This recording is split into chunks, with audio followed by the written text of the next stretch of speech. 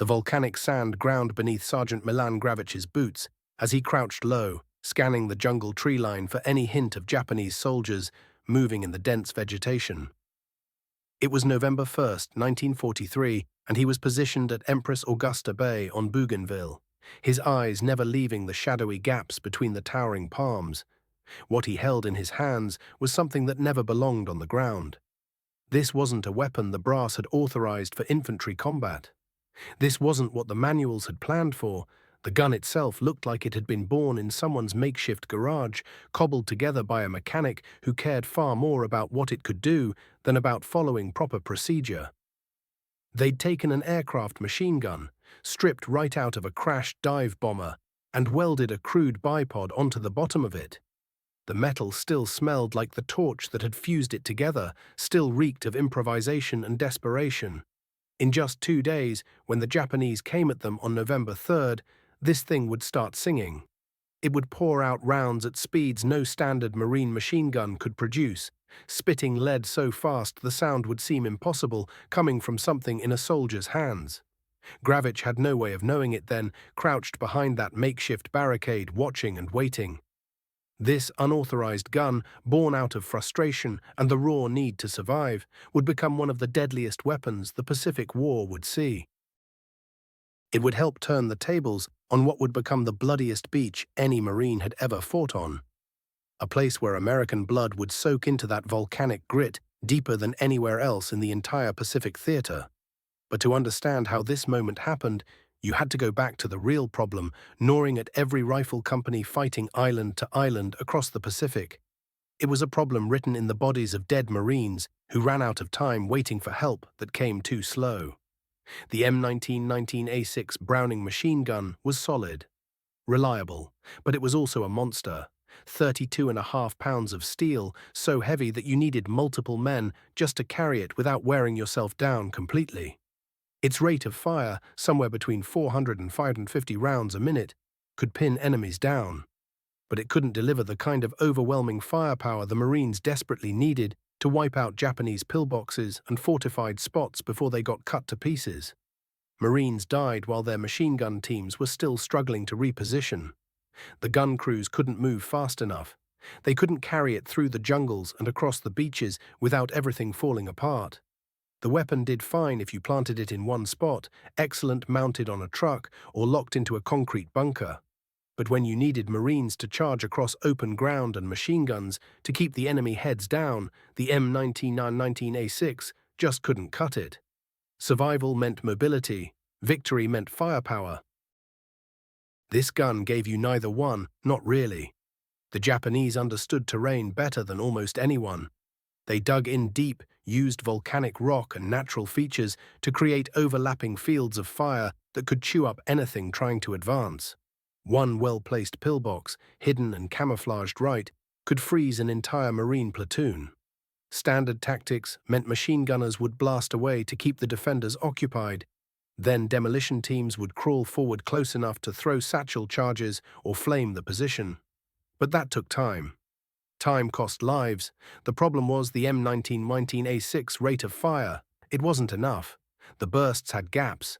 Japanese defenders learned the rhythm, figured out when to move between the pauses, stayed ready to pour fire right back. What Marines needed was machine guns that could lay down so much lead that no one on the other side could even lift their head. The M1919A6 couldn't do that. And then there was the weight problem. 32.5 pounds of gun, plus ammunition, plus spare barrels, plus the tripod. That meant you needed at least 3 people just to handle it. In island fighting, where positions changed fast and Marines might advance hundreds of yards, then suddenly get pinned down, trying to move a heavy machine gun under fire was nearly impossible. It was suicide slow. Every Marine felt this in their chest, felt it when they watched the machine gun section struggling to keep up with advancing rifle platoons. They knew in their bones that their survival often depended on firepower that showed up seconds too late. Fire that couldn't do enough.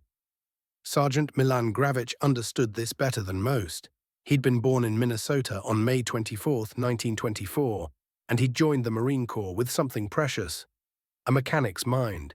He knew how things worked. He understood how to make them work better. His life before the war had taught him metal fabrication, had shown him stress points and tolerances, had given him the practical knowledge to take something that already existed and reshape it for a different purpose. When Gravich volunteered for the newly created Marine paratroop battalions, he brought with him courage, sure, but also something rarer. Mechanical ingenuity. The Paramarines were an experiment, an elite unit meant to drop behind enemy lines and break everything.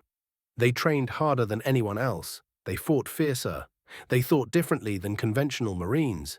These were men who wanted the hardest challenges, who pushed themselves to the absolute limits, who knew that elite work required elite soldiers. The selection process was deliberately brutal, designed to break anyone who didn't have the stamina or the mental toughness for airborne operations. The men who made it through became something different. They formed tight units where initiative mattered, where adaptability meant survival, where challenging the rulebook wasn't just allowed, it was expected. This culture of innovation would become crucial when Gravich saw his first AN-M2 aircraft machine gun during the Bougainville campaign. The Paramarines believed in finding solutions where others saw only regulations standing in the way. The officers understood that elite troops operating deep in enemy territory would face situations no manual covered. Survival would depend on improvisation, on adaptation. This created the perfect environment for the Stinger to exist. In a regular Marine unit, a sergeant modifying government equipment without permission might face a court-martial. In the Paramarines, that same initiative might get rewarded with approval and support. That same sergeant might become someone people talked about with respect. The AN-M2 was everything the M1919 was not. The ground gun weighed 32.5 pounds. The aircraft version weighed just 21 pounds. This wasn't some simple material swap. It was fundamental redesign. Engineers at Fabrique Nationale had built this weapon specifically for aircraft, where every ounce mattered for fuel efficiency and payload. The barrel walls were thinner. The receiver used lighter materials. Safety margins got cut. In a ground weapon, these choices would be catastrophic. Barrels would fail. Malfunctions could hurt people. But aircraft guns operated in a completely different world. The air rushing past at speed carried away heat faster than the weapon could build it up. At cruising altitude, air flowed over the gun like a constant cooling system. That made the difference, but the real revelation was rate of fire. The ground gun fired between 400 and 550 rounds per minute. The AN-M2 could hit 1,200 to 1,500 rounds per minute. This cyclic rate was only possible because of that cooling effect from high-speed air. On the ground, that rate would melt the weapon within seconds. In the air, firing those rounds rapid fire was routine. The weapon had been designed for rear-mounted positions on dive bombers and patrol aircraft, where gunners needed maximum volume to fend off attacking fighters in brief, vicious engagements. Air combat lasted seconds. A gunner might have only 3 or 4 seconds to land hits before the attacker broke off or pressed home its assault. In those moments, everything depended on sheer firepower. The AN-M2 had been built for that specific world. Spade grips designed for standing gunners using both hands, solenoid triggers activated by electrical switches, mounts that could swing fast in tight aircraft turrets. None of these features worked for ground combat, but underneath all that, the performance characteristics held revolutionary promise for infantry. By late 1943, aircraft machine guns were becoming surplus across the Pacific theater. American air superiority was now complete. Fighters carried heavier 50-caliber weapons. They carried 20mm cannons. The 30-caliber defensive guns were becoming obsolete. Strategic bombing needed defensive armament, but with air superiority, bomber formations faced fewer attacks, fewer reasons to keep those defensive guns. Planes that took damage too severe to fix got stripped for parts across every Pacific island. Crashed aircraft littered beaches and jungle clearings throughout the theater. Salvage crews cannibalized everything useful. The AN-M2 machine guns, designed for aircraft but now available to anyone with enough ingenuity to see other possibilities, sat there waiting. Enterprising Marines like Private William Colby from Gloversville, New York, began to see opportunity where regulations saw only scrap metal. When the Bougainville campaign started, Colby salvaged an AN-M2 from a crashed plane. His modification was primitive but effective. He left the awkward spade grips on there but added a bipod at the muzzle end, creating something hybrid. Aircraft firepower married with minimal ground stability. When Japanese forces attacked his position on November 3, 1943, Colby deployed his modified weapon with effect that stunned both sides. His assistant gunner, Private Edward Crumlish, fed ammunition as Colby repelled the assault with firepower that seemed impossible. The weapon overheated quickly without air rushing past to cool it. It lacked any proper stock for aiming. The spade grips were awkward for someone lying prone. But it worked. The psychological effect on Japanese attackers was instant and profound. Throughout the Pacific War, Japanese soldiers had grown used to the sound of American machine guns. They knew the Browning's rhythm, its cadence. They'd learned how to time their movements. They knew when to advance during the gaps between bursts, when to seek cover as fire picked up. Colby's modified aircraft gun shattered all that. The rate of fire produced not rhythmic bursts, but a continuous roar, fabric tearing at enormous scale. Japanese attackers who tried their usual tactics found themselves caught in fire so dense it seemed to fill the air itself, that left no gaps for movement, that created an almost solid wall of lead. Gravich watched Colby's improvised weapon perform and saw something more than just a field modification.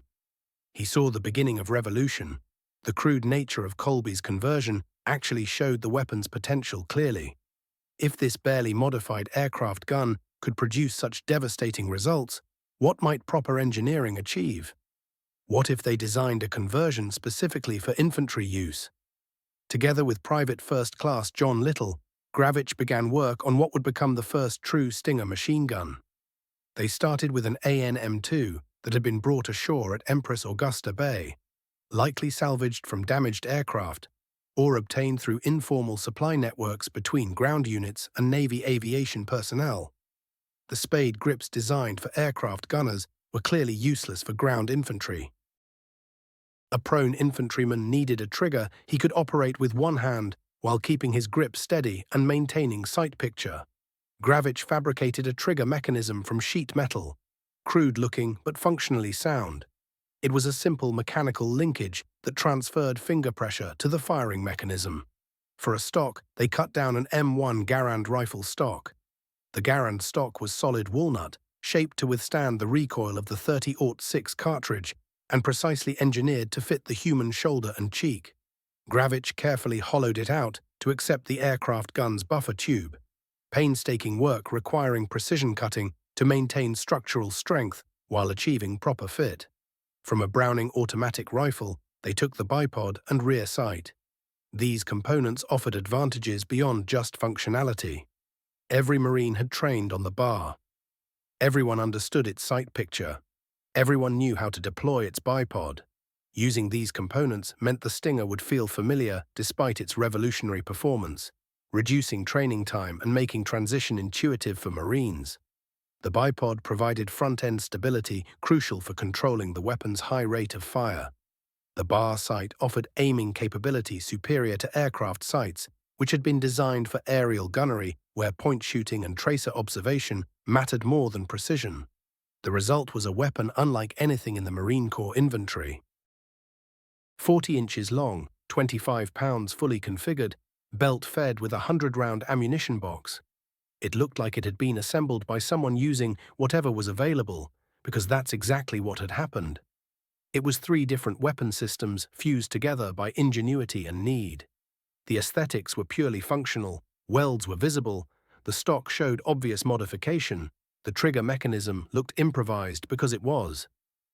But function mattered more than appearance. When Gravich test-fired the weapon, results exceeded even his optimistic expectations. The cyclic rate stayed close to original aircraft specification, somewhere between 1,200 and 1,500 rounds per minute. Practically speaking, the Stinger could deliver 3 times the volume of fire as the M1919. A 3-second burst would send approximately 70 to 75 rounds downrange. The standard 100-round ammunition box would empty in roughly 5 seconds of continuous fire. The overwhelming numbers created stunning battlefield advantages that would reshape combat tactics. Japanese concrete fortifications, built to withstand the relentless hammering of standard machine gun fire, suddenly found themselves in trouble. When the Stinger opened up, round after round poured through those firing ports with such intensity that defenders had no choice but to duck for cover.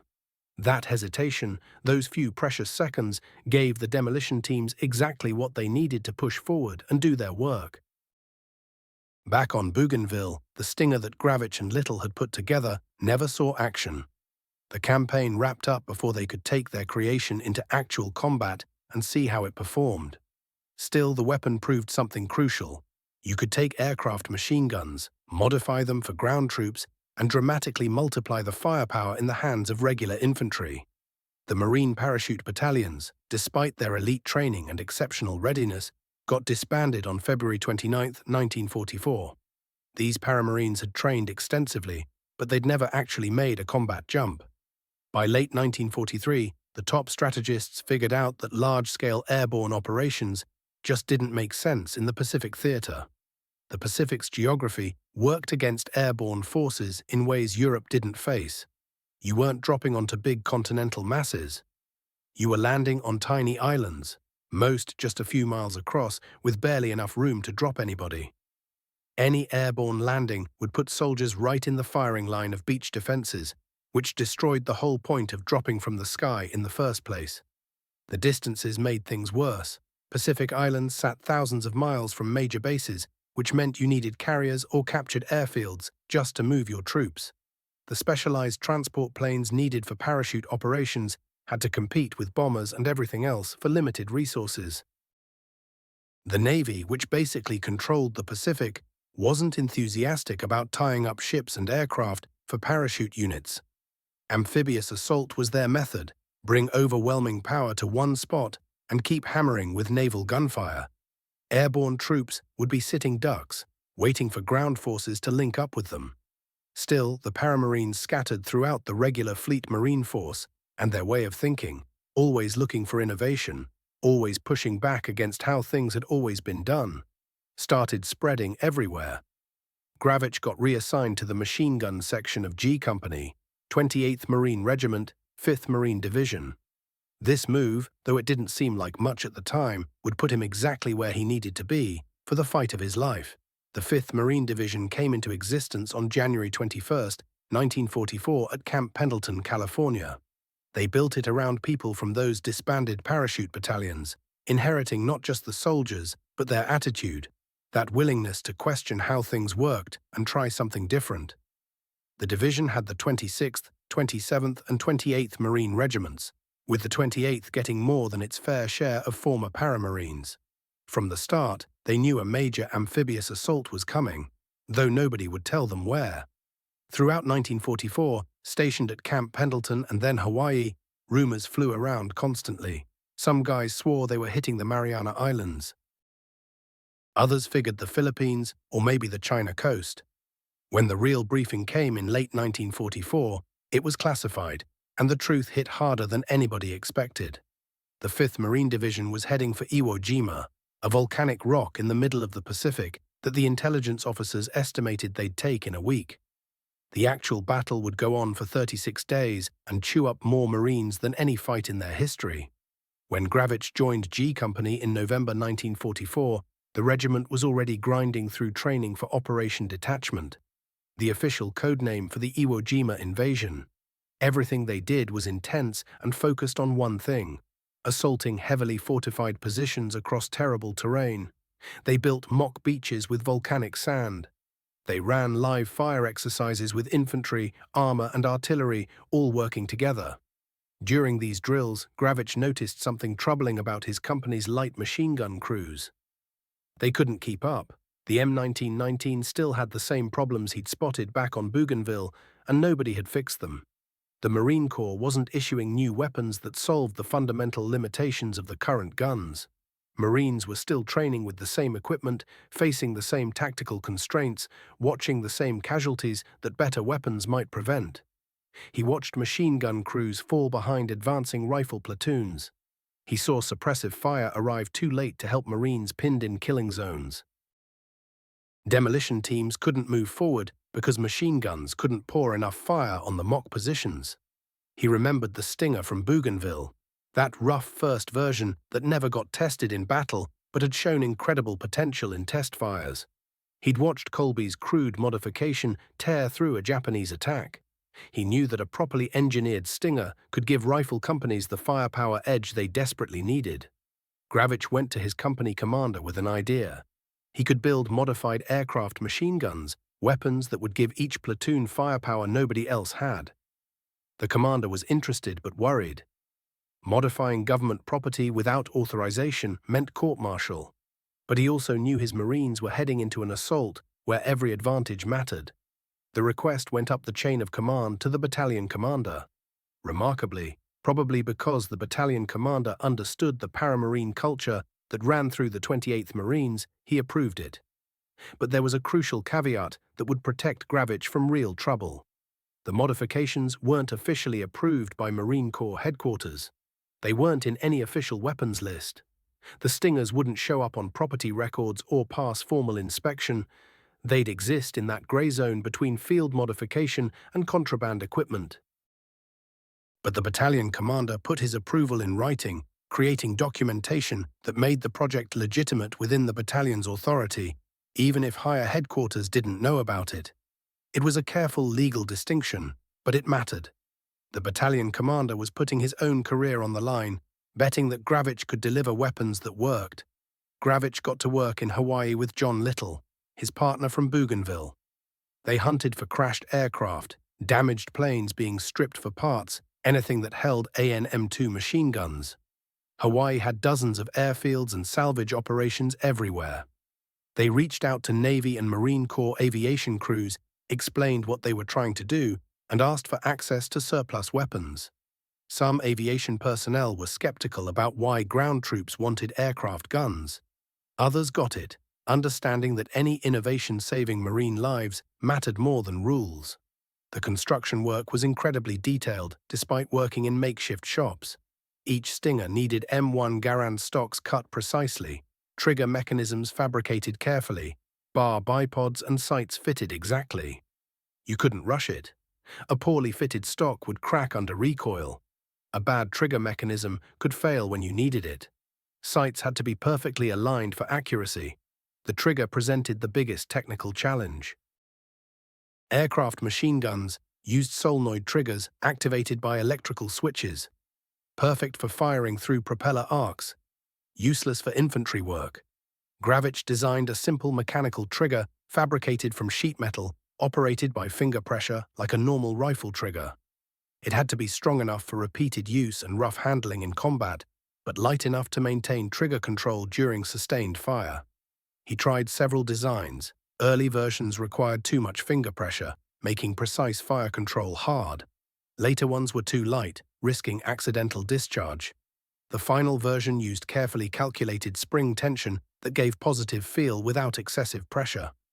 The M1 Garand stock presented its own problems. The solid walnut was dense and strong, but difficult to work with hand tools. To fit the AN-M2's receiver and buffer tube, Gravich had to hollow out the stock while keeping it strong enough to survive firing. Remove too much wood, and it would fail catastrophically. Remove too little, and the receiver wouldn't fit.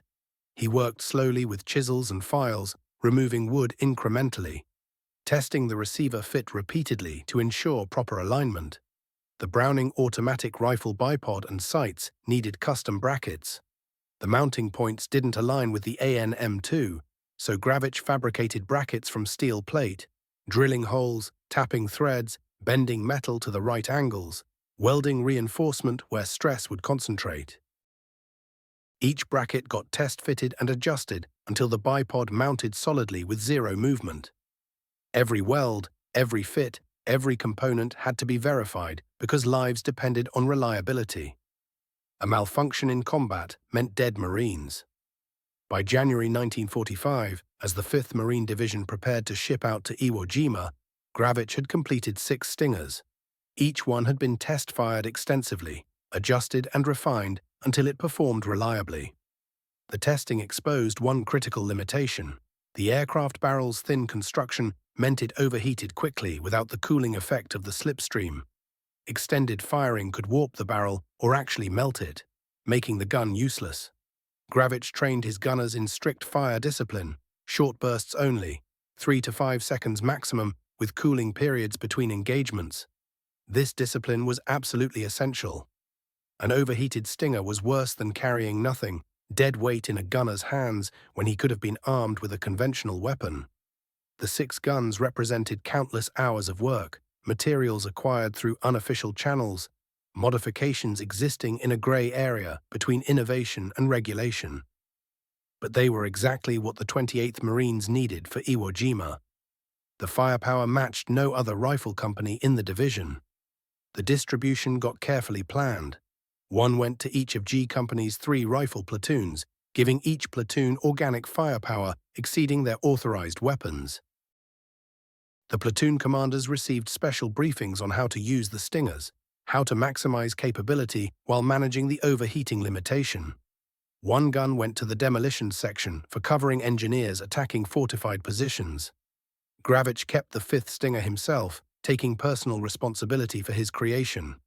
The 6th went to a Marine from A Company, 28th Marines named Tony Stein, and what he did with that weapon would earn him the nation's highest decoration.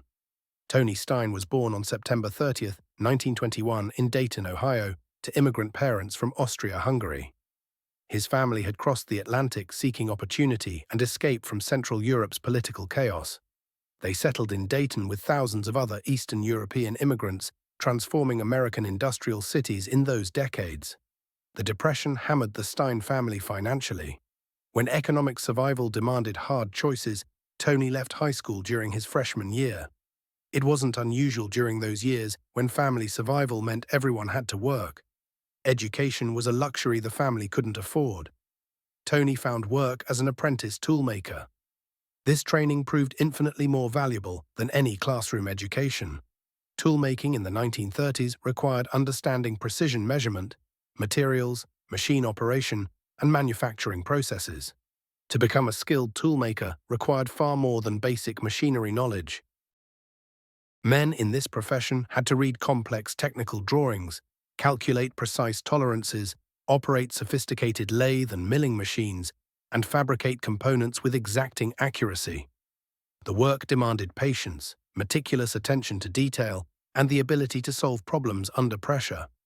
Toolmakers shaped the specialized dies and tools that factories relied on for mass production, which meant every single piece had to meet unforgiving standards. A mistake measuring just a few thousandths of an inch could destroy an entire production batch. This specialized training gave Stein hands-on familiarity with metalworking that turned out to be remarkably similar to what he'd later need for modifying aircraft machine guns. He developed deep understanding of stress points and material tolerances. He could fabricate custom parts from raw metal. He possessed the practical knowledge to examine a piece of equipment and immediately grasp how it might be modified, improved, or adapted for different purposes. When America entered the war, Stein didn't sit back waiting to be drafted. On September 22, 1942, just weeks before turning 21, he made his move and enlisted in the Marine Corps Reserve. This timing carried real significance. By that September, America had been fighting for almost 10 months. The initial flood of patriotic volunteers had already stepped forward and joined up. Casualty reports from the intense fighting at Guadalcanal and other early Pacific campaigns were making the true cost of war brutally clear. Stein understood exactly what he was signing up for. The Marines carried a fierce reputation for drawing the toughest jobs, for landing first in beach assaults, for paying in blood and lives. He wanted to serve his country, and he wanted to serve where the conflict burned hottest. His choice revealed something fundamental about his character: a willingness to run toward danger, a sense of duty that outweighed personal safety, a conviction that defending his nation demanded his sacrifice no matter the risk. At the Marine Corps Recruit Depot in San Diego, Stein distinguished himself during basic training. The program was deliberately harsh, designed to strip away civilian attitudes and build unquestioning Marine discipline. Exhausting physical workouts pushed recruits to their breaking point. Shooting instruction demanded bullseye precision, and constant drilling hammered home instant obedience. Some recruits barely made it through. Others rose to the challenge, proving they possessed the physical strength, mental toughness, and natural leadership that marked them for special assignments. Stein caught his drill instructor's eye. His performance earned him selection for Marine parachute training at Camp Gillespie. Getting picked for the Paramarines meant honor, but it also meant volunteering for even harsher demands. Parachute school weeded out many candidates who couldn't handle it. The physical tests were punishing, the training itself dangerous, and the expectations far stricter than regular Marine units. Recruits who graduated became part of an exclusive circle of Marines distinguished by exceptional abilities. Though these Paramarines never actually conducted combat jumps, their preparation created soldiers capable of remarkable things. The training stressed independent decision-making, small unit fighting tactics, and rapid adaptation to changing situations. Paramarines had to operate in enemy territory with minimal backup, which meant they needed men able to think on their feet and work through problems without waiting for detailed instructions. When the parachute battalions were eventually disbanded, Stein was promoted to corporal and transferred to the 5th Marine Division. He took on the role of assistant squad leader with Company A, 1st Battalion, 28th Marines. His background in toolmaking made him invaluable when it came to keeping weapons running smoothly and making adjustments. Every infantry squad has weapons that need tweaking, sights requiring realignment, magazines needing adjustment, small modifications that keep guns firing reliably. Word circled through the 28th Marines about a special project involving modified weapons. Stein's particular skills and his keen interest made him an obvious person to draw into the effort. The exact details of what he contributed remain somewhat murky in the historical record. Some accounts suggest he helped fabricate several of these modified weapons. Other sources indicate he primarily focused on customizing his own rifle. What's undeniable is that Stein ended up carrying the 6th modified weapon, the one that would eventually help him earn the Medal of Honor. His relationship with this particular weapon went deeper than a soldier simply receiving standard issue equipment. Stein grasped this weapon thoroughly because he'd participated in its creation. He understood precisely what it could do and where its limits lay. He knew exactly how hard he could push it before overheating became dangerous. He had internalized the exact sight picture that produced accurate fire. This intimate connection with his weapon would become absolutely essential during the ferocious combat on Iwo Jima, where Stein would put the weapon to work with remarkable tactical skill, extracting every advantage its special design could provide. In January 1945, the 5th Marine Division set sail from Hawaii alongside the 3rd and 4th Marine Divisions. Transport ships crammed with roughly 70,000 Marines and Navy support personnel cast off, pointing toward a destination some 2,000 miles across the Pacific. The men had figured out where they were headed. Security rules had loosened enough to allow comprehensive briefings. They pored over aerial photographs of Iwo Jima, studying the pork chop configuration of the island with Mount Suribachi standing out at its southern end. The landmass stretched roughly 5 miles long and spanned about 2.5 miles at its widest point. Roughly 8 square miles of black volcanic rock and ash. Intelligence briefings spelled out the strategic value through maps and detailed presentations. Iwo Jima occupied a position roughly 750 miles south of Tokyo, sitting between recently captured Mariana Islands and the Japanese mainland. If America controlled the island, its airfields could serve multiple vital purposes. B-29 Super Fortress bombers, launching from the Marianas to strike Japan, were operating at the absolute limit of their range. Aircraft suffering damage over the target often faced a grim choice: either ditch in the ocean during the long return flight or somehow nurse themselves home. Iwo Jima would provide an emergency landing field where crippled bombers could touch down for repairs before attempting the full flight back. The island could also host fighter protection for the heavy bombers. The P-51 Mustang possessed sufficient range to escort B-29s all the way to Japan and back, but only if it could refuel at Iwo Jima. Fighter escorts would dramatically boost bomber survival against Japanese defenses. Additionally, Iwo Jima would serve as a staging point for the eventual assault on the Japanese home islands themselves, offering bases for fighter cover, supply operations, and command centers. But what intelligence officers couldn't fully communicate was how formidable the Japanese defensive setup actually was. Estimates derived from air photos and submarine reports seriously underestimated both how many defenders occupied the island and how extensively fortified it had become. Lieutenant General Tadamichi Kuribayashi arrived to take command of Iwo Jima's defenses in June 1944, giving him 9 months to prepare. A professional soldier with real combat exposure in China and advanced military training at the Army War College, Kuribayashi grasped both the tactical details and the bigger strategic picture. He harbored no illusions. Japan had fundamentally already lost.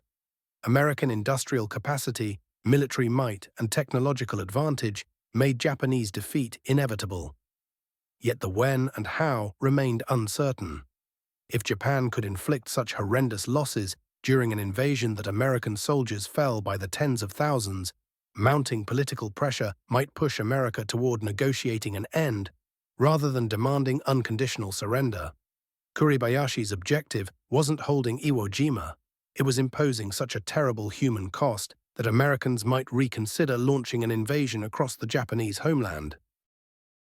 He pursued this goal with methodical thinking and unorthodox defensive tactics. Conventional Japanese defensive strategy involved fighting at the beaches themselves, meeting attackers at the waterline and destroying them before they could break through. This method had produced some positive results in earlier campaigns, but increasingly failed against American amphibious assaults. American naval cannons and aircraft could obliterate beach fortifications, and American armor could punch through defenses that stopped infantry. Kuribayashi scrapped this entire approach. Instead, he commanded his 21,000 defenders to dig downward into Iwo Jima's volcanic foundation, excavating an elaborate underground stronghold capable of surviving the heaviest bombardment. His soldiers carved out 18 kilometers of interconnected tunnels, creating a network of combat zones, storage areas, and command centers. They raised hundreds of hidden bunkers from reinforced concrete and volcanic stone. These positions were skillfully concealed, invisible from aircraft overhead and nearly undetectable from ground level until Marines were practically standing beside them. Every position was positioned to create overlapping fire, guaranteeing that if Marines knocked out one spot, other positions would immediately open fire. Mortars and artillery were housed inside caves and fortified shelters, permitting gunners to rain fire on predetermined zones, then retreat to safety before American counter-battery fire could respond.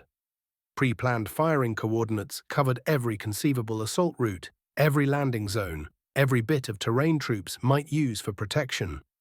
Kuribayashi trained his soldiers using an unconventional defensive approach that rejected the kamikaze-style charges and wasteful suicide attacks that had defined earlier Japanese fighting. There would be no empty displays of honor, no theatrics that served no tactical purpose.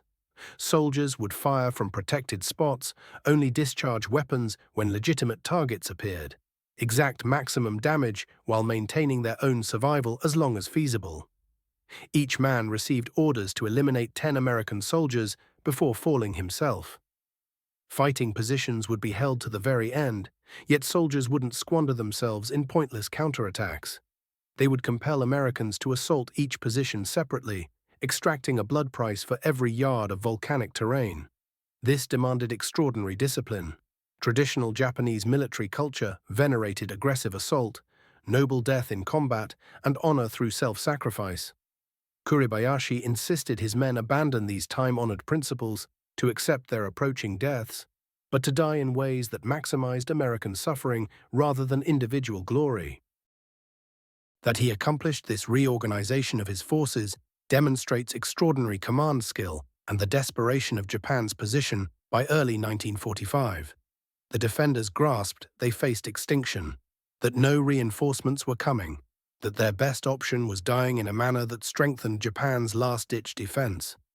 Bombardment commenced on February 16, 1945. Major General Harry Schmidt, heading Marine operations, had asked for 10 days of sustained naval gunfire based on what intelligence said about Japanese fortifications. From hard experience, he recognized that breaking through prepared defenses took continuous bombardment across many days, not merely hours. The Navy allocated 3 days.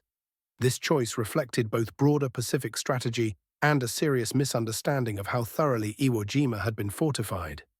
Naval commanders figured 3 days of relentless fire from battleships, cruisers and destroyers would be plenty to smash defensive installations and quiet remaining opposition. For 72 hours, the greatest naval bombardment force ever assembled hammered Iwo Jima repeatedly. Battleships with 16-inch cannons flung shells each weighing over a ton into the volcanic stone. Cruisers delivered 8-inch bombardment. Destroyers rushed near shore to target specific positions with 5-inch guns. The force was mind-boggling. Thousands of projectiles crashed into the landscape every single hour. Whole terrain features disappeared beneath explosions. Volcanic rock shattered and flew across the ground. From the troop transports where Marines waited watching, it appeared the island was being obliterated by sheer firepower. B-29 bombers struck from the Marianas, adding heavy ordnance to the naval barrage. Aircraft from the fast carrier groups bombed and shot up anything visible. The combined destructive power represented the most intense bombardment yet unleashed across the Pacific. Marines witnessing from their ships believed nothing could endure such destruction. Estimates suggested 1 week to finish the job. Some commanders quietly whispered they might complete operations in just 3 or 4 days. They couldn't have been more mistaken. Though visually stunning, the bombardment achieved little against Kuribayashi's subterranean network. Naval ammunition built to crack ship steel or destroy surface construction had minimal impact against positions buried inside volcanic stone. Bombs generated massive craters, yet failed to wreck the tunnel systems underneath. The Japanese, executing Kuribayashi's directives, stayed sheltered underground during the bombardment. They held their fire, avoided revealing locations, gave American gunners nothing to engage. Most bombardment rounds were hammering empty dirt, while actual defensive installations remained untouched far underground. When the bombardment ended on the morning of February 19th, Kuribayashi's defenders emerged from their tunnels substantially intact, weapons functioning, ammunition supplies full, defensive arrangements still effective. 3 days of relentless bombing had accomplished little beyond announcing the invasion was about to begin. February 19, 1945, broke clear and bitter cold. The assault was scheduled for 9 in the morning. The opening wave, 5th Marine Division holding the left sector, 4th Marine Division on the right, would touch ground across 700 yards of shoreline, split into Green Beach, Red Beach, Yellow Beach, and Blue Beach, running south to north. As the assault craft powered toward shore carrying their marine cargo, Mount Suribachi grew larger ahead, a sleeping volcano rising 554 feet, commanding the island's southern sector. Naval guns shifted targets inland as the first wave came in, and a strange quiet wrapped across Iwo Jima. Marines stormed ashore precisely at 9 and immediately ran into something unexpected. The beach wasn't regular sand, but loose black volcanic ash creating terraced ridges, each one 15 feet tall. Feet sank deep with every step forward, with some men dropping to their knees with each stride. The volcanic ash offered nothing solid beneath them, no firm ground to dig into, no reliable surface for establishing defensive positions. Vehicles sank immediately into the dark, powdery terrain. Tanks and Amtraks attempting to push up the beach terraces found their treads spinning helplessly in the loose, shifting ash, getting nowhere fast. Heavy equipment meant to support the infantry moving deeper inland became trapped just yards from the water's edge. Marines forced their way forward, yard by yard, muscles straining, always braced for the onslaught of Japanese gunfire. But there was only quiet, an unnatural silence broken by distant naval shells screaming over their heads and the ragged gasping of men exhausted from fighting the treacherous surface beneath their feet. Officers kept glancing at their watches, tension mounting with each passing minute. Something felt profoundly wrong about this absence of enemy fire. It was too quiet, too ominous. For nearly an hour, the Japanese on the island maintained their silence, following Kuribayashi's instructions with absolute precision. The strategy was methodical and calculated. Let the Americans come ashore. Let them pack onto the beach in greater and greater numbers. Let them struggle forward, moving deeper into the trap, bringing more men and equipment into range with every passing moment. Wait, Wait until the killing zone teems with targets. Wait until soldiers and vehicles choke the narrow space between the water and the higher terraces. Wait until a single command could transform the entire beach into an inferno. Then, at roughly 10 o'clock, when the beachhead was jammed with men and machinery, when Marines were trapped in the ash, fighting simply to move forward and find any protection they could, when thousands upon thousands of American troops filled that confined space, the entire island unleashed hell. Artillery and mortars detonated in devastating waves, their coordinates plotted and prepared weeks in advance. Shells burst among the clustered Marines, scattering shrapnel through bodies and gear. Mortar rounds crashed into the black ash with hollow thuds before the explosions tore through flesh and equipment. Machine gun fire erupted from invisible strongpoints carved into the terraces, from concrete bunkers concealed with extraordinary skill, from firing slits so perfectly hidden that men couldn't identify them even while taking rounds. The overlapping fire lanes Kuri Bajashi had engineered with such care meant that Marines seeking shelter from one gun would immediately find themselves exposed to another. Soldiers collapsed in the black sand, torn apart by fire streaking from unseen sources, killed by an enemy they couldn't see.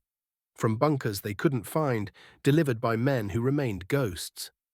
The preliminary bombardment from offshore was supposed to have destroyed these defenses, but it barely dented Kuri Bajashi's network. Men attempted to scrape foxholes into the ash, but the material kept collapsing back on them faster than they could dig. Wounded men sank into the powdery surface, sometimes disappearing beneath it altogether. Medics treating the injured became casualties themselves. Officers trying to organize forward movement were gunned down by machine gun fire. The 28th Marines, landing on the western edge of the assault beaches, had a specific mission: drive south and cut off Mount Suribachi from the rest of the island. That objective meant advancing directly into a storm of fire pouring down from the volcano's slopes, where Kuri Bajashi had established his most formidable defensive lines. Tony Stein moved inland faster than anyone else from his unit the moment he reached the beach. While his comrades scrambled for cover or fumbled with equipment in the confusion after landing, Stein pushed forward gripping his Stinger gun. The weapon weighed only 25 pounds, light for a machine gun, which let him move with surprising speed across the brutal terrain. His platoon struggled to establish any kind of foothold while Stein poured covering fire from his Stinger. The weapon's rate of fire astounded both the defenders and the attackers. Japanese soldiers who had spent years facing Browning machine guns throughout the war suddenly encountered something entirely new, a relentless roar that delivered fire at rates they'd never encountered before. The sound itself was unmistakable and deeply unsettling. Where the Browning produced a steady rhythm, the Stinger generated a ripping howl, similar to canvas tearing at incredible speed. The volume was so intense it created visible streams of tracers bleeding toward targets, appearing almost like a continuous beam of fire. When concentrated machine gun and mortar fire pinned down his squad, Stein made a choice that defied every instinct for survival. He rose to his full height, completely exposed to enemy fire, deliberately positioning himself as a target. This wasn't reckless abandon or bravado born from excitement. It was calculated strategy developed through training and battlefield experience. By making himself an obvious target, Stein forced the Japanese to fire at him, forcing them to reveal their locations. Muzzle flashes, dust clouds kicked up by bullets, the slight shifting of camouflage as guns moved. All of it became visible when Stein drew their attention. Once he spotted where the fire originated, he could return fire with devastating precision. The Stinger proved brutally effective against concrete bunkers. Its overwhelming rate of fire allowed Stein to send enough rounds through firing ports to either silence or kill the men inside. 3 seconds of sustained fire meant 75 rounds punching into a space barely larger than an air hole, far more firepower than defenders could overcome to shoot back. Stein moved toward Japanese pillboxes one after another, hip-firing the Stinger in controlled bursts. The technique demanded exceptional upper body strength and weapon control. Despite weighing relatively little, the Stinger generated powerful recoil at 1,200 rounds per minute. Keeping his aim steady while advancing required tremendous strength, technical skill, and absolute concentration. The Stinger consumed ammunition at a ferocious rate. Even using short bursts instead of continuous fire, Stein burned through his supply with alarming speed. The weapon had one critical weakness: its massive appetite for ammunition. As his rounds ran dangerously low, Stein made a choice that mixed courage with cold practicality. He ditched his shoes and abandoned his helmet, items that would only slow him down, then sprinted back toward the beach to find more ammunition. The decision to strip away shoes and helmet sounds almost impossible to people today. They provided physical protection and support.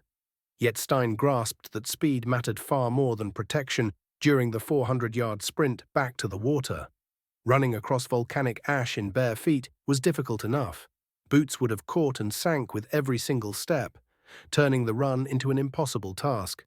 Those 400 yards to the beach crossed open ground swept by enemy fire. Shells were still detonating along the shoreline, machine guns covered the routes back. Snipers hunted for targets, yet Stein ran through that gauntlet, reached ammunition, and raced back to his position. He made this dangerous run 8 separate times during that first day. 8 times he charged through an inferno. 8 times he returned carrying 100-round ammunition boxes that kept the Stinger operating. And each and every time he made that return trip, he brought or escorted a wounded Marine back with him. This detail, specifically mentioned in his Medal of Honor citation, reveals Stein's character as powerfully as any combat heroics. Those ammunition runs would have been faster running alone. His survival odds would have improved dramatically by eliminating the extra time spent exposed.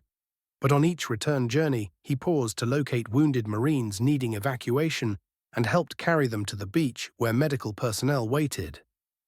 In the confusion and noise of combat that day, Stein personally eliminated at least 20 Japanese fighters. His Medal of Honor citation confirms these as verified kills witnessed by other Marines.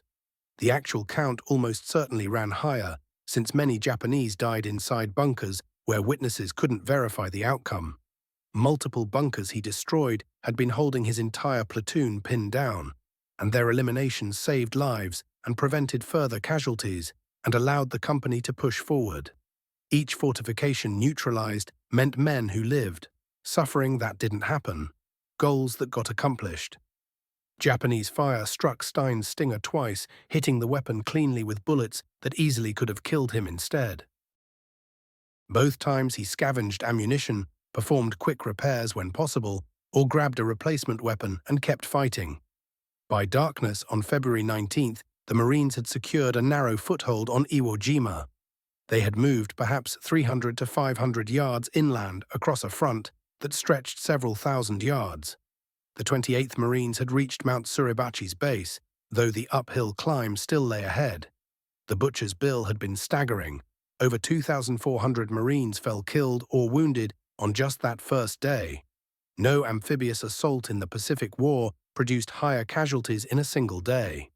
The confident predictions of capturing the island in a week seemed laughable now. As night descended, Marines dug what meager positions they could manage in the ash, preparing for Japanese counterattacks and infiltration attempts that would come under cover of darkness. Wounded men waited on the beach through the night for evacuation to the ships anchored offshore when transport became available. Tony Stein cleaned and serviced his Stinger, examining it for damage and confirming it would function through the following day's fighting. The weapon had performed beyond even the optimistic dreams of its designers. Yet the campaign was only beginning. The siege of Iwo Jima would grind on for 36 additional days, with each one bringing fresh horrors as Marines methodically cleared the island in bloody increments. The fighting transformed into a war of attrition, attacking one fortified position after another in an endless succession of assaults. The 28th Marines pressed southward toward Mount Suribachi, while other regiments advanced north and eastward across the volcanic landscape. The volcano's lower reaches were riddled with interconnected defensive positions, each one protecting the approaches to the ones surrounding it, forming a defensive maze that rejected simple solutions. Flamethrower teams and demolition squads worked in coordination with machine gunners and riflemen. The standard approach meant suppressing a target with rifle and machine gun fire, while demolition crews advanced close enough to destroy it using explosives or flame. Many destroyed positions were reoccupied overnight when Japanese soldiers traversed tunnel networks beneath the surface. The Stingers became invaluable during this type of combat. Their concentrated firepower let Marines suppress enemy bunkers long enough for demolition squads to advance and blow them apart. That intense rate of fire created overwhelming suppression that gave attackers the precious few seconds needed to get near enemy strongpoints. On February 23rd, 4 days into the engagement, a small group from the 28th Marines scrambled up Mount Suribachi's slopes and planted a small American flag on the peak. The flag became visible from across the island and from the offshore vessels, lifting morale dramatically among Marines still battling through the volcanic wasteland. Hours afterward, a larger replacement flag was raised by a fresh group of Marines. A photographer named Joe Rosenthal from the Associated Press was positioned to capture what he believed would be a routine flag replacement ceremony. Instead, his camera caught that second raising, an image showing 6 Marines straining to raise the flagpole against the wind on Suribachi's summit. An instant of determination and triumph that eventually symbolized American tenacity and sacrifice. Yet that photograph obscured reality. The image suggested the battle was essentially finished. The hardest fighting was only beginning. Tony Stein watched the flag raising unfold far below him. Taking Mount Suribachi represented an important tactical gain, eliminating the southern portion of the island as a threat and destroying defensive positions that had raked the beaches since the assault began. But the victory came at an awful price. Stein himself sustained wounds during the fierce combat on Suribachi's slopes, injuries severe enough that medical personnel evacuated him to a hospital ship for recovery. Historical records don't specify exactly what damage he suffered, but it warranted removal from active combat. Recovering aboard ship, Stein learned his company was caught in savage fighting for a ridge called Hill 362A further north on the island. Company A had absorbed devastating losses. The situation was dire and every single Marine was required. Although legitimately evacuated and under medical treatment, Stein left the hospital ship and went back to his unit. He couldn't remain comfortable aboard ship while his Marines were being killed and wounded on Hill 362A. The choice reflected the deep connection between Marines, the brotherhood that superseded personal safety. Stein's men needed him. His absence meant someone else carried the stinger. Someone else provided that life-saving suppressive fire. Someone else absorbed the danger he would have faced instead. On March 1, 1945, 10 days after his Medal of Honor actions, Tony Stein volunteered to command a 19-man reconnaissance patrol assigned to locate Japanese gun positions, keeping Company A trapped. The mission required identifying enemy machine gun locations so the company could plan coordinated strikes to eliminate them. Stein carried his Stinger, the weapon that had become his trademark, the tool he wielded better than anyone alive. The patrol advanced methodically, utilizing whatever cover the volcanic landscape offered, searching for the barely visible gun ports marking Japanese strongholds. Stein discovered a bunker and engaged it with his Stinger, unleashing suppressive fire into the opening. That distinctive ripping roar echoed across the volcanic stone, the sound that meant salvation to Marines and death to Japanese defenders. Yet while Stein aimed at that position, fire from another hidden bunker found him. The Japanese network was specifically constructed to generate these exact situations, where attacking one position exposed attackers to fire from elsewhere. A sniper in a perfectly camouflaged position drew a bead on Stein and squeezed off one shot. The round found its mark, and Tony Stein, aged 24, died in the black volcanic sand of Iwo Jima. His remains were interred in the 5th Marine Division Cemetery on the island, grave 1107, plot 5, row 6. He became one of thousands of Marines eventually brought home after the war concluded. Soldiers recovered his remains along with the weapon he'd carried. It bore the scars of everything it had been through, the battle damage, the custom modifications that had made it distinctly different from any other gun in the arsenal. Like the 5 Stingers built alongside it, this weapon would eventually vanish, swallowed by history. The Marine Corps, deeply committed to standardized equipment and deeply suspicious of anything that deviated from official specifications, almost certainly destroyed all 6 of them once the fighting stopped. Gravich and his fellow Stinger gunners kept fighting as the weeks dragged on. The 28th Marines found themselves in some of the most brutal combat the entire war had seen. They hurled themselves at fortified positions dug into terrain that offered virtually no protection, facing defenders who seemed determined to take as many Americans with them as possible. The official end came on March 26, 1945, though resistance continued to flare up in isolated spots for days afterward. Out of 21,000 Japanese soldiers defending the island, just 216 surrendered. The rest perished in their tunnels and concrete boxes, fighting until the last breath as their commander had demanded. General Kuribayashi himself was never located.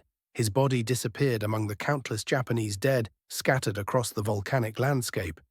What happened to him remains a mystery, though most experts believe he fell during those final days of combat, probably while leading a desperate counterattack or defending one of the last remaining positions.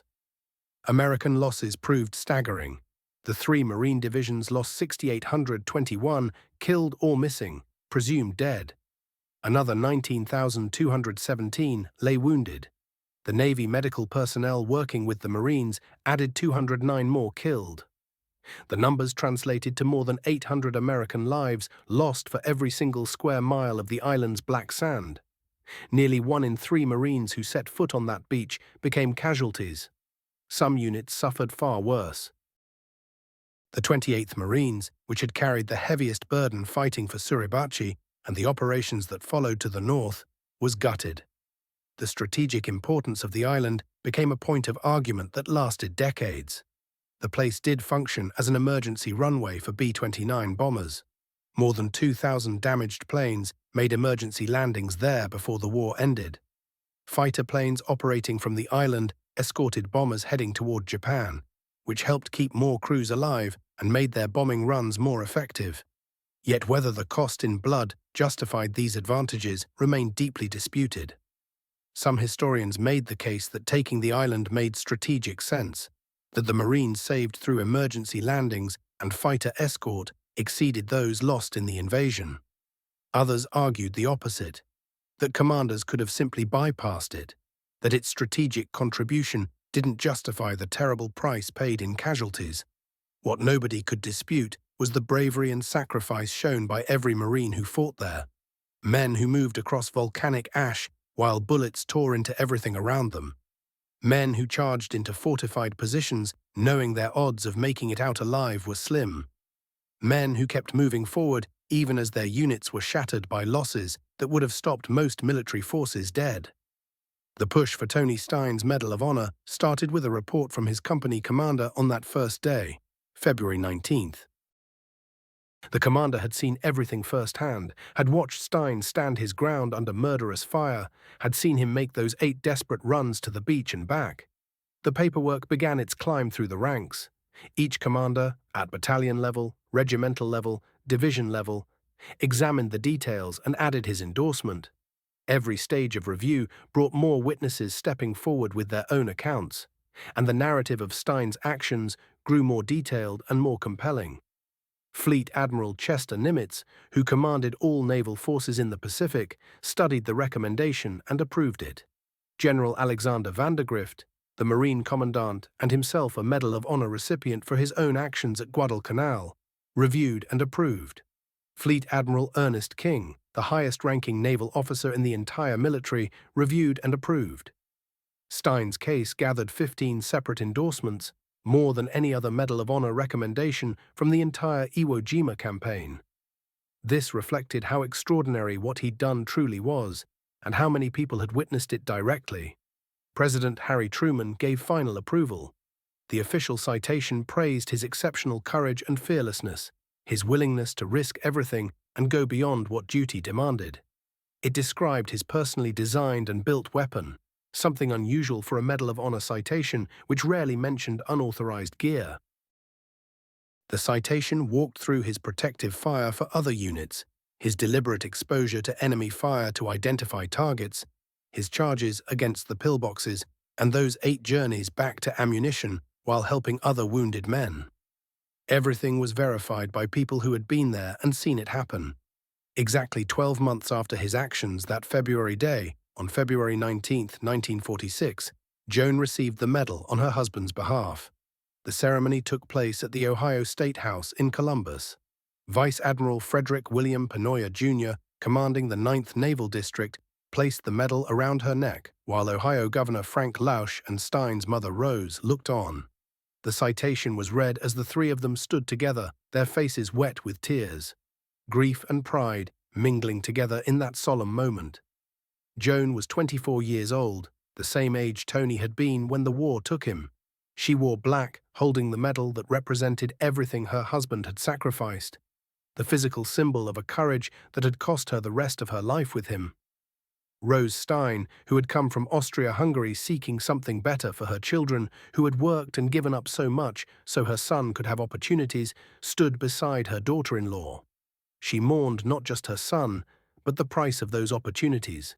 He had died protecting the nation that had welcomed his family, had given his life for American ideals and American people he would never know.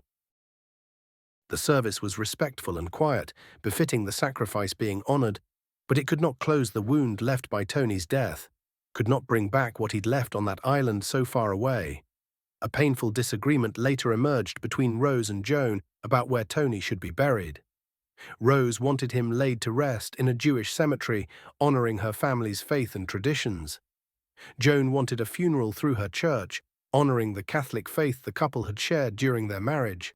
The disagreement turned bitter, made worse by the fact that Joan had remarried after Tony's death. The military eventually sided with Joan as the legal spouse.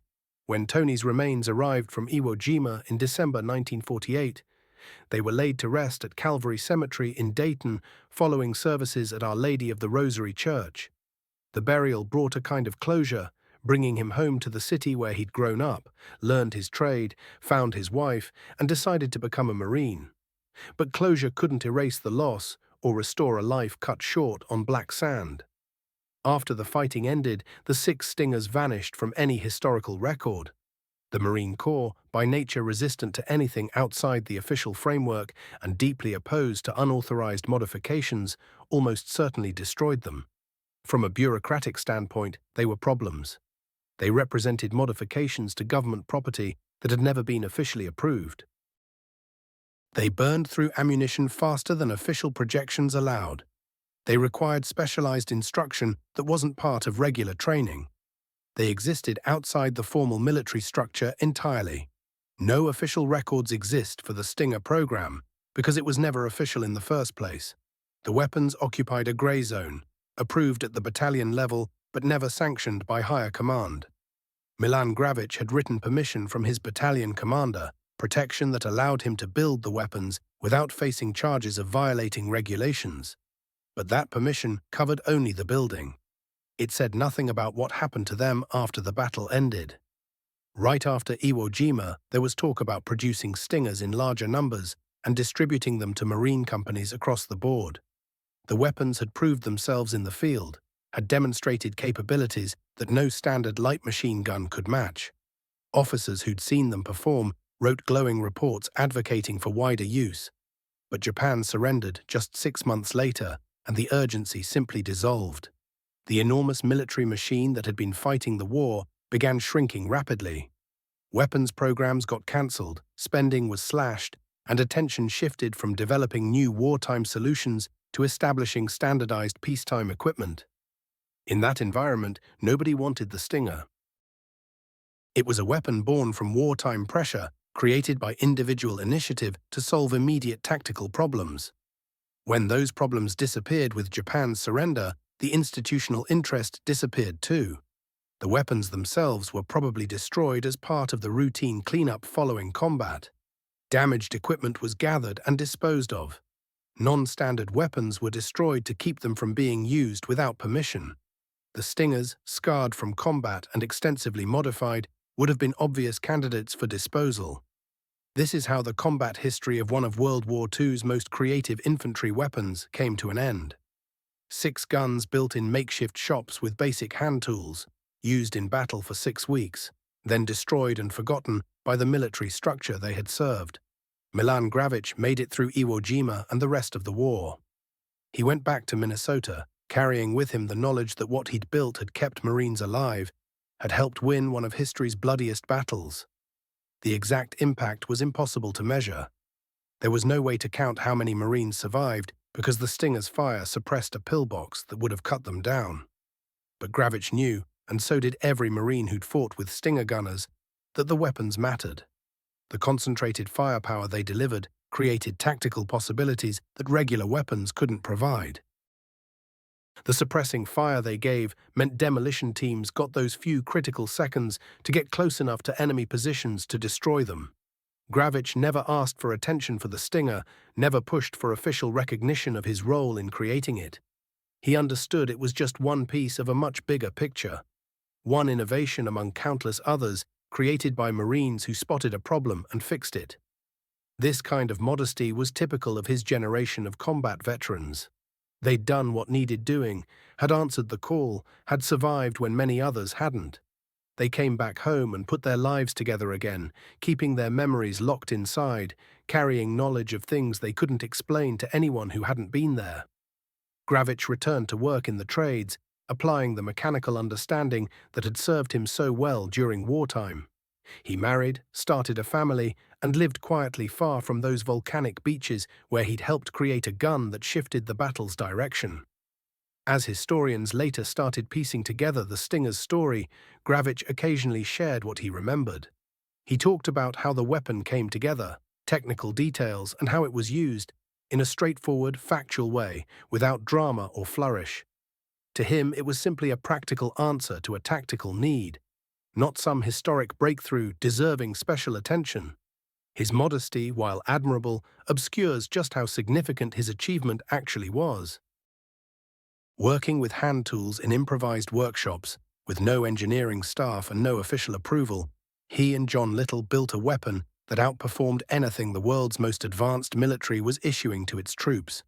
They spotted a capability the Marines needed, figured out that existing equipment could provide it with the right modifications, scrounged parts through unofficial sources, constructed custom components, refined the design through testing, showed gunners how to use it properly, and put it into combat.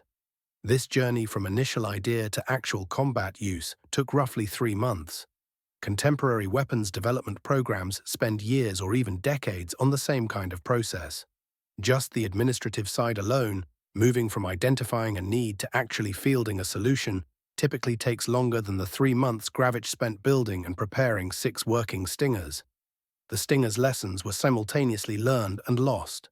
Learned because Marines stayed committed to finding answers creatively, stayed committed to promoting the type of personal initiative Gravich showed. The institution maintained its expectation that junior leaders would work out solutions, would adjust to situations, would do whatever the mission required. This showed up repeatedly in later conflicts. In Korea, Vietnam, Iraq, and Afghanistan, Marines kept adapting equipment and creating their own responses to problems that official procedures couldn't handle quickly. They rebuilt equipment to work better, came up with new battlefield approaches, crafted solutions tailored to specific places and circumstances. But important lessons were also forgotten. The institutional military kept resisting unauthorized modifications and weapons that operated outside official channels. The bureaucratic drive towards standardization, while necessary for running massive logistics networks, often blocked the kind of innovation Gravich represented. Modern military rules on weapon modifications are rigid and all-encompassing. Unauthorized modifications are forbidden and can result in serious punishment. Every firearm must match official standards precisely. This standardization serves real purposes. It ensures guns work reliably, keeps people safe, and makes supplying forces across large areas possible. Yet it also prevents the rapid innovation that the Stinger exemplified. A sergeant today who attempted what Gravich did, rebuilding aircraft guns for foot soldiers to use without permission, would face a court-martial, regardless of whether it worked brilliantly in actual combat. The competition between standardization and innovation never gets fully resolved. Enormous militaries require standardization to handle supplying forces, training people, and maintaining equipment. However, actually winning battles sometimes demands innovation that official channels can't provide fast enough. Military leaders continue wrestling with balancing these two demands. The Stinger's place in Tony Stein's Medal of Honor story shows how warriors and weapons connect, how battlefield ability and technical capability depend on each other. The Stinger made Stein more effective, gave him firepower that conventional guns couldn't match, but only because Stein had the guts to use it the way it needed to be used. The weapon by itself meant nothing without someone brave enough to stand exposed to fire, to charge into pillboxes, to sprint through death 8 times to keep ammunition flowing. Another Marine with that same weapon might have fought more cautiously, might have accomplished less, might have survived that February day to see more battles. Stein's instincts, sharpened through rigorous training and tested in actual combat, guided him on how to exploit everything the Stinger could deliver. He grasped that the weapon's extraordinary rate of fire could neutralize fortified positions in ways that standard machine guns simply couldn't match. He recognized that concentrated volleys through firing apertures would force defenders to duck and seek shelter, opening pathways for his unit to push forward. But Stein also knew the weapon's shortcomings intimately. He understood the discipline required to prevent the gun from overheating, the speed at which ammunition disappeared, the constant tension between keeping mobile and maintaining steady covering fire. These realities drove his choice to make those 8 runs back for more rounds rather than rationing what he had. If we could somehow speak with the Japanese soldiers who confronted Stein and his Stinger that February day, they would likely describe the same haunting experience. The noise was unnatural, impossibly rapid, suggesting an entire squad of gunners firing in unison when it was really just one man. The sheer volume of incoming rounds overwhelmed defensive positions that should have held firm.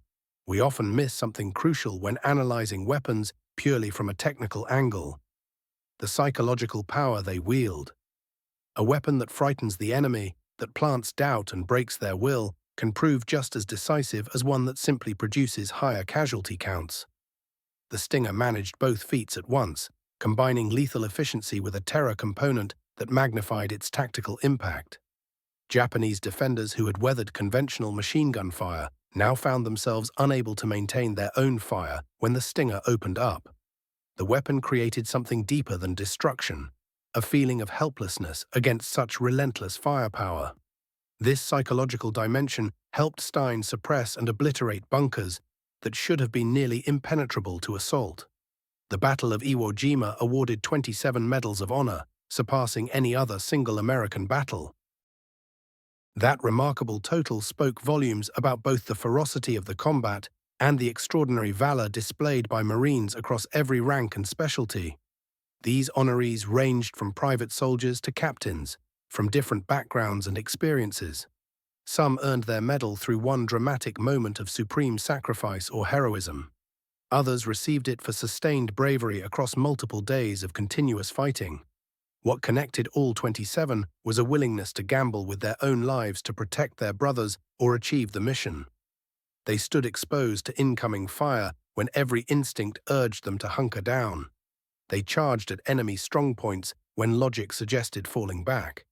They kept fighting despite wounds, returned to the battle after evacuation, took on tasks they knew might be suicidal. Tony Stein held a place among these 27, but his recognition carries a distinct element because of the Stinger's central role. His citation specifically references his personally modified weapon, making it perhaps the sole Medal of Honor citation that explicitly names an unauthorized weapon adaptation. This detail mattered deeply to the Marines who observed Stein's performance and composed the documentation that earned him the medal. They recognized that the Stinger had transformed what Stein could accomplish, that standard weapons would never have allowed him to achieve what he did. The weapon and the warrior became inseparable from that moment forward. The 15 officers who endorsed Stein's award set a record for Iwo Jima Medal of Honor recipients, a testament to how many witnesses had observed his deeds directly. But those endorsements also reflected the profound impression his fearlessness had stamped on every observer. The senior commanders who reviewed his recommendation saw in Stein's actions something extraordinary, even within a battle where extraordinary courage was nearly routine. In the decades since, historians and firearms specialists have developed growing fascination with the Stinger itself. The weapon represents a remarkable convergence of creative problem-solving, urgent need, and battlefield results, that makes it worthy of scholarly attention beyond its brief months of actual use. A Canadian Museum of Historical Arms commissioned a fully functional replica, partnering with gunsmith Paul Scholl for a television documentary titled The Weapon Hunter. 3 months of intensive labor went into recreating that weapon, requiring deep research to rebuild components that Gravich had fabricated from scratch with no technical drawings to work from. Scholl had to work backward from photographs, written accounts, and knowledge of the base weapon components to puzzle out what Gravich had done. The trigger system proved particularly stubborn since no detailed records existed of Gravich's solution.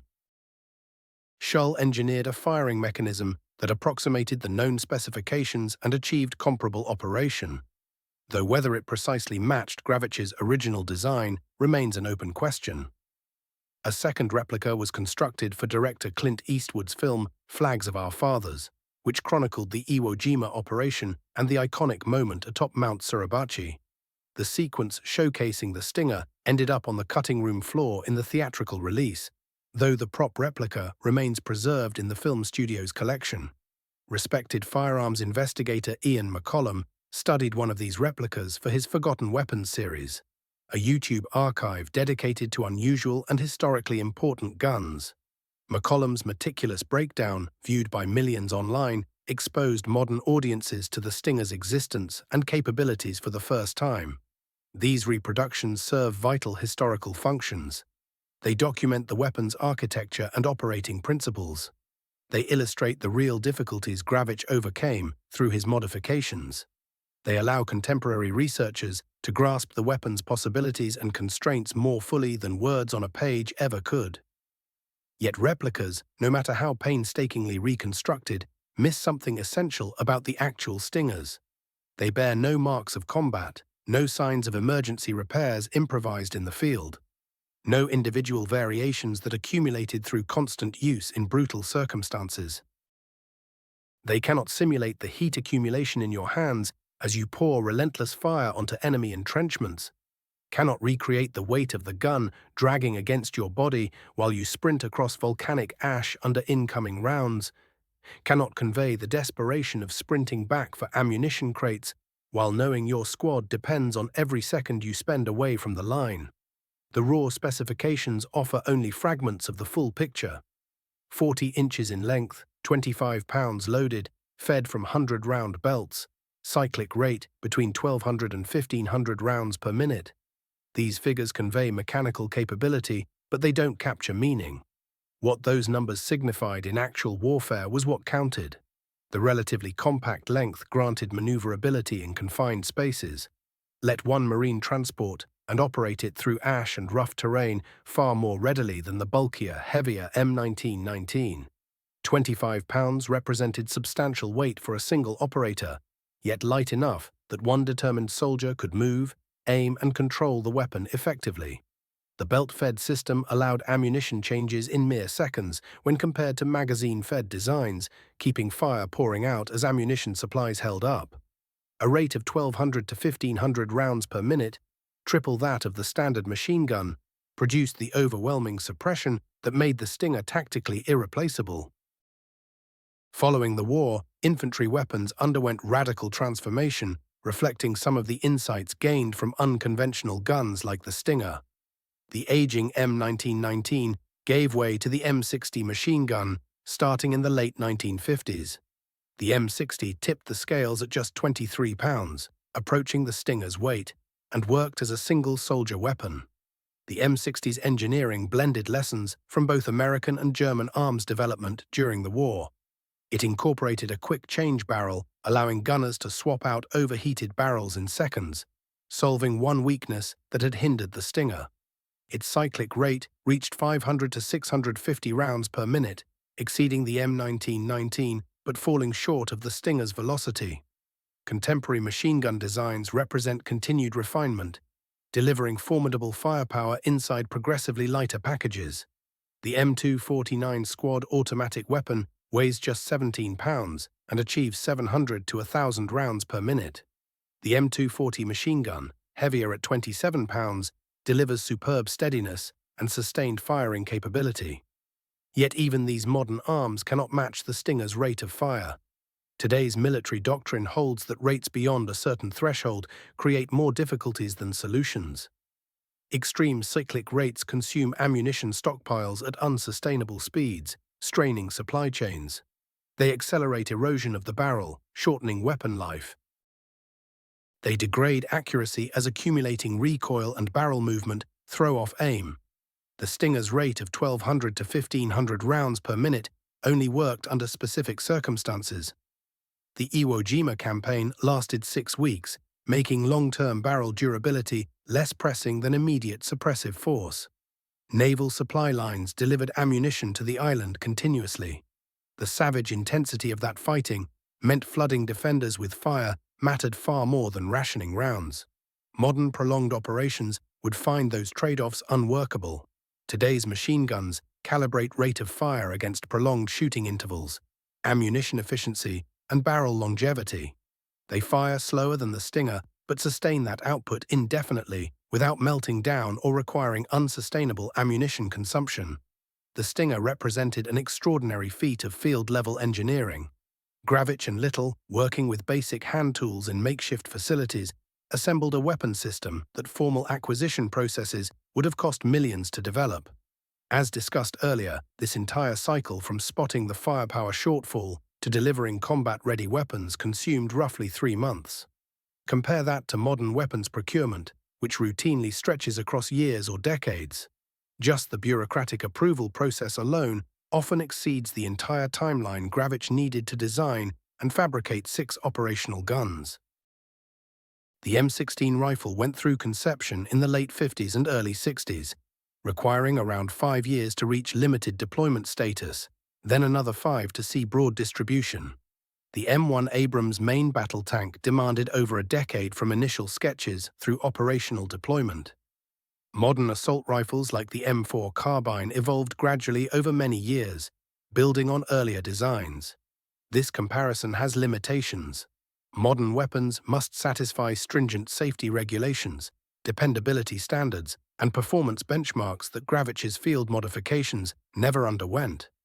They need to be producible in large quantities, repairable by ordinary troops with minimal schooling, compatible with existing supply systems. Still, the contrast highlights a fundamental friction between institutional processes and individual resourcefulness. Formal acquisition systems yield weapons that prove safe, dependable, and uniform across the force. But they operate at deliberate tempo, frequently too slowly to handle pressing tactical demands. Field improvised solutions like the Stinger respond to immediate needs swiftly, though they lack the exhaustive testing, technical records, and institutional backing that official programs supply. An ideal approach would harness both, combining the safety and consistency of formal procedures with the flexibility and speed of grassroots innovation under urgent circumstances. Achieving this equilibrium presents enduring challenges for massive military bureaucracies. 8 decades onward, the Stinger stands as an emblem of Marine Corps character when that character shines brightest. Self-reliance, boldness, creative thinking, unwavering focus on the mission, a willingness to circumvent standard procedures when the stakes demand it. The Marines who engineered and operated the Stinger embodied these principles. Tony Stein personified them through his Medal of Honor actions, maintaining his vulnerable stance amid enemy fire because tactical necessity demanded it, making 8 sprints through open ground because his gun burned through ammunition, dragging wounded fellow Marines to medical help because they belonged to his unit, leaving the hospital transport to return to combat because abandoning his brothers was unthinkable. These actions transcended simple obedience or regulatory compliance. These were decisions made by someone who comprehended what the moment required and executed it regardless of personal consequences. The Stinger enhanced his reach, yet Stein's personal valor created the circumstances that enabled the weapon to demonstrate its potential. Gravich mirrored this same character in fashioning the weapon itself, identifying a problem that was claiming Marine casualties, conceiving an answer that official channels would never authorize, constructing it regardless because preserving lives superseded adherence to procedure, teaching its operation to fellow Marines because distributed knowledge multiplied lives saved.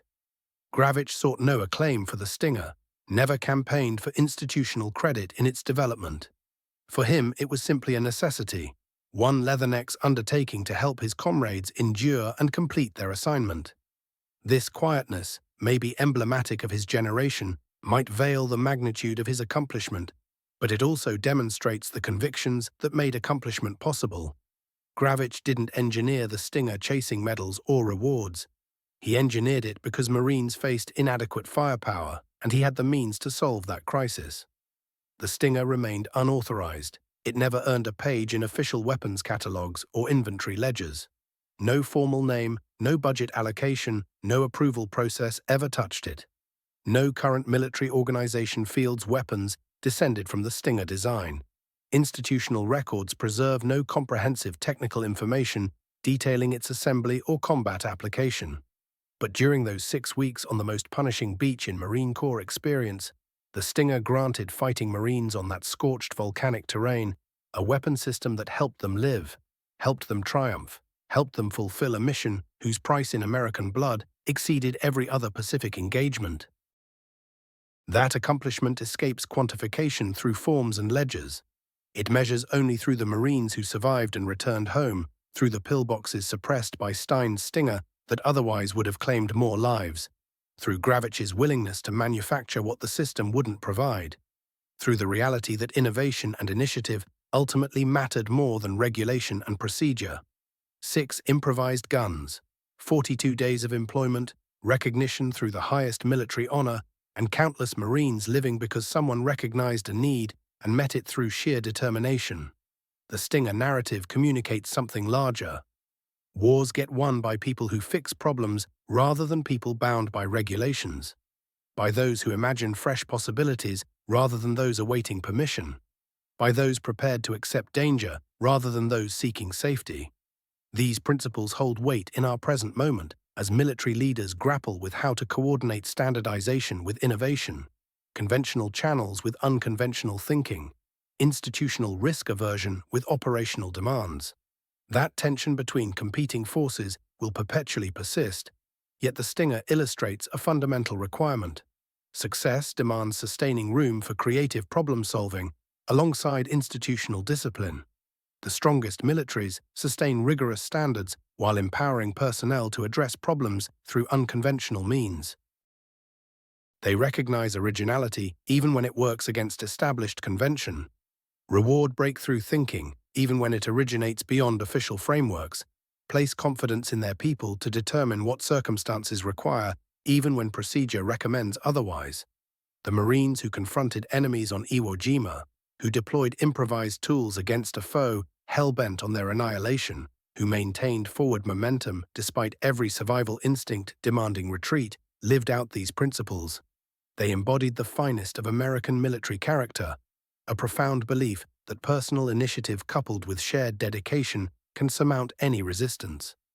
Tony Stein fell on March 1, 1945, yet his influence endures through every Marine who resists accepting that official solutions exhaust all possibilities, through every combatant grasping that sometimes circumstances call for equipment that hasn't yet been invented, through every commanding officer who permits personnel the freedom to adapt when adaptation becomes essential. Milan Gravich reached advanced age, his memory preserving recollections of ash-covered beaches and weapons built by hand, of fallen comrades and strategic victories, of an epoch when demands ignited ingenuity and metal sparked miracles. His contribution, never formally acknowledged by the institution he supported, lengthened lives and turned battles. The Stinger itself vanished, dismantled years ago by an organization uncomfortable with armaments that existed beyond official parameters. But what that weapon represented survives unchanged in military culture, in the acknowledgement that occasionally the finest option emerges from improvisation, that procedures should serve missions rather than missions serving procedures, that human lives and mission success surpass bureaucratic convenience. This constitutes the Stinger's genuine inheritance, not the mechanics and specifications, but the convictions from which it emerged. Not the technical features, but the character of those who created it. Not the unauthorized adaptation, but the justified bravery to accomplish what had to be accomplished freed from regulatory constraint. Ultimately, maybe that honors both the tool and the fighters who carried it straight into Apocalypse and returned.